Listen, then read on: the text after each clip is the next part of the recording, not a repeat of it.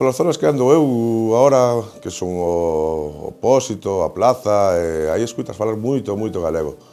Pois é como digo, se vas a un bar onde hai xente maior, pois aí falase galego.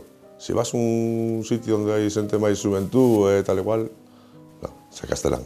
Non debe ser que dá reparo. En Moaña a cosa está chunga.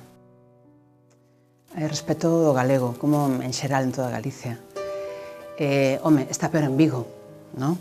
Por iso eu cando vou a comprar a Vigo sempre me emperro cando vou ao Corte Inglés ou cando vou a, que sei, a Zara. Me emperro en falar en galego solamente para, sabes, para un pouco para fastidiar, non? Ainda que hai que falar en castelán moitas veces nas tendas e tal. Mirona mal porque non, creo que xa son dúas xeracións que non falan galego. Lembro unha vez que fomos a Reibón, a un colexio público de Moaña. Acabamos de estrenar unha obra para críos e íbamos polas escolas para falar con eles, para preguntarles que tal lles pareceu a obra, se lles gustou, se non. E as criaturas non eran capaces de armar unha frase en galego. Era terrorífico. Dous ou tres que se esforzaban. Era realmente penoso velos, ¿no? Porque lles costaba, bueno, un mundo falar, non saben, xa son, os pais xa lle falan en castelán e os avós tamén son castellano parlantes, xa non son como a miña xeración, ¿no? Que os abuelos sí que falaban galego, sabes? E que as nais, os pais empezaban a falar, os fillos empezaban a falar, a educar aos outros fillos en castelán. Non me quero facer un lío ahora, pero me entendes, non? Pois o ambiente lingüístico é bastante deprimente, no sentido do galego, claro.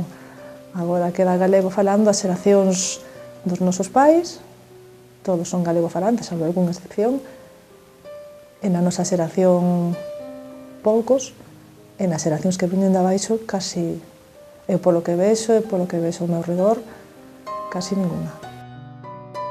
Bueno, o que está claro é que os que temos os anos que temos e moita xente xoven tamén que o fala, non? Porque nos o oían falar a nós, pero Moaña é un pobo que, bueno, que o galego non se perdeu, Moaña síguese falando galego igual, e iso é bo, é a maneira pola cal ti non perdes as túas raíces, sabes de onde ves, sabes o que falaban os teus antepasados.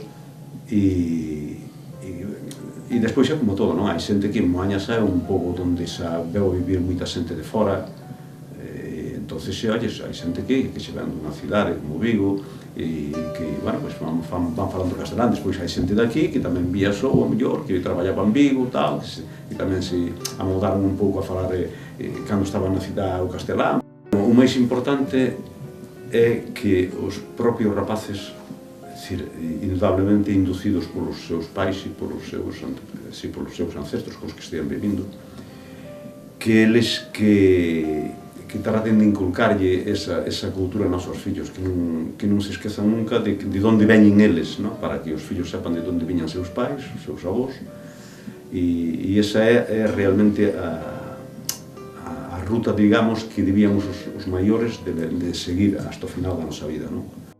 Eu penso que na rúa se escoita bastante galego, pero, como decía, non menos nas idades máis baixas, pero que a xente de mediana idade e maiores pois falan bastante galego, sí.